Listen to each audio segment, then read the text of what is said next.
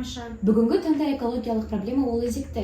Ендеше сол туралы сұхбаттасайық. Я Айша, мен сенімен тоқтай келісемін. Экологияны қорғау ол біздің жастардың қолында. Ендеше біздің мектепте экологияны қорғау үшін қандай іс-шаралар өткізгенін көрейік. Айналамызды айнадай етіп тазартып, қаламыздың таза болуына атсалысайық. Қала шырайын арттыру ол біздің жастардың қолында. Қаламыздың тазалығы ол біздің денсаулық